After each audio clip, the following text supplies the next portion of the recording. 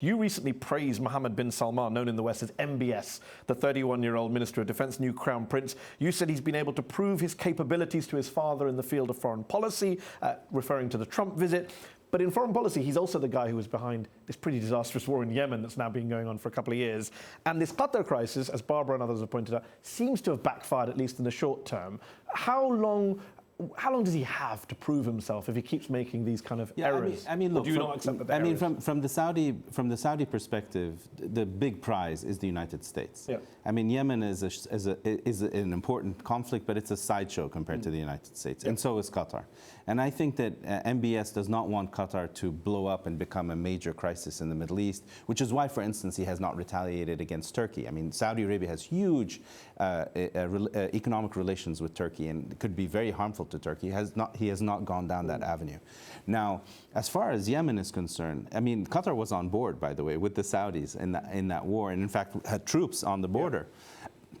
And the reason for that was because the Saudis were convinced that the Iranians were building a Hezbollah-like force, a non-state actor called the Houthis, who were going to target Saudi cities with missiles, Iranian-provided missiles, and that was unacceptable. They were not going to become, an Israel to a Yemen that would be like Lebanon. But rather than re-prosecute the Yemen war, my wider point was, regardless of whether it was right or wrong to go into Yemen, it hasn't worked out the way the Saudis wanted. I don't think they imagined they would still be fighting here, more than 2 years later. And my point is, if you have this Yemen war ongoing, you start a crisis with Qatar, doesn't quite work out. At what stage do the other Saudi princes, who might think, who is the 31-year-old kid who suddenly turned up and became crown prince? At what stage do they go, is this really working out for us? Well, first of all, I mean, it's the king who wants him in that position, and this is an absolute monarchy.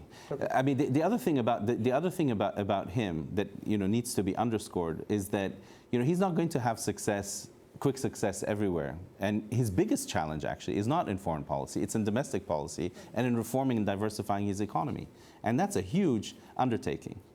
Barbara. Yeah, I mean, I don't see that his policies have been tremendously successful. Saudi Arabia is continuing to bleed hard currency reserves. Price of oil has not recovered. We have yet to see what's going to happen with Saudi Aramco. They had to backtrack on taking away some of the subsidies to people because there was so much grumbling inside. So, part of this I see as sort of a classic find a scapegoat so that people don't notice what's going on under their own noses. And I'm told that the war in Yemen remains popular in Saudi Arabia. I don't know about this crisis with Qatar. I think that's more complicated because you have a lot of divided families. So, I think he has miscalculated once again. I think he has scored an own goal. How much longer he can continue to pursue these things. One thing about MBS, he's a lot like Donald Trump. He never seems to say, I'm sorry, or I made a mistake.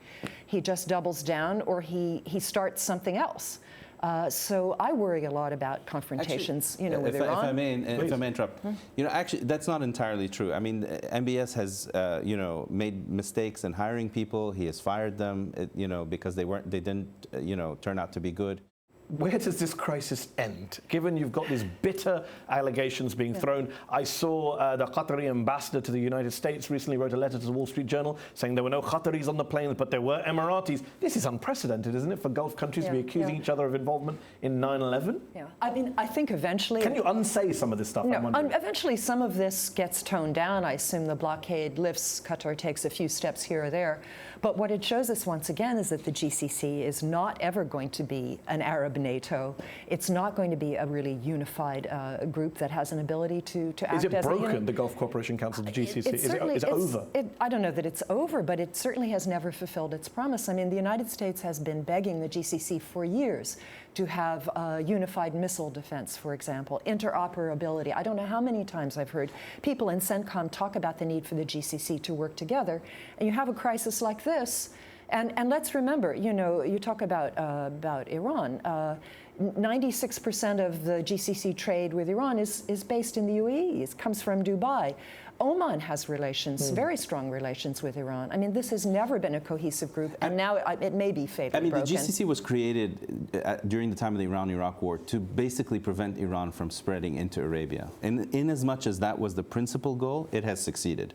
And it will continue to succeed because I think they all are united on that one issue. The reason we see what we're seeing and we don't see a quick resolution is, I think, due to what's happening here in D.C.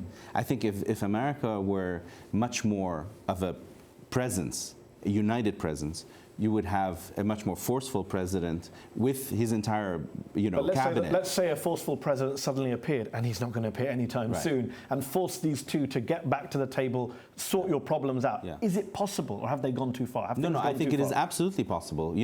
In Arabia, people feud over centuries, and then they come back as if nothing has ever happened. And this feud, by the way, is only the beginning. Abu Dhabi and Qatar have been feuding since the 19th century. Yes, but there wasn't a blockade, which is unprecedented. Yeah, in Ramadan, I think that upset a lot of Qataris, that their fellow Muslim countries, fellow Wahhabi Saudi Arabia. I mean, the Saudis will say it's not a blockade, it's a boycott and so on, because they haven't fully kind of But let me put this to you. You began the discussion saying that Qatar will return to its heartland. It won't stay with Iran. It is part of the Gulf.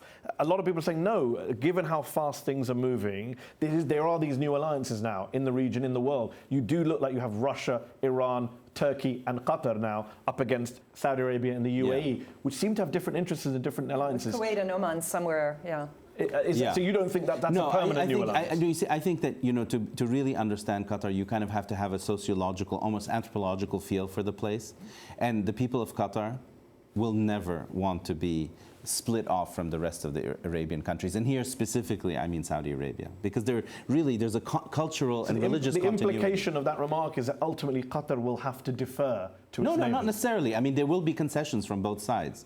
But I think that Qatar culturally and religiously is an extension of Arabia, and they admit to this. I mean, it's not a secret. Barbara, it's fixable. The Qataris will come back. It's not over. I suppose it is fixable. And we have seen some diminution of the hostile rhetoric, but I don't see Qatar giving in major ways. I mean, they may expel a few people, so they're not going to get everything. The Saudis are not going to get everything they want from this, and so how will they both be able to declare victory from it? That is a real question for me. And meanwhile, Iran is sitting back and having a good laugh at the expense of the GCC.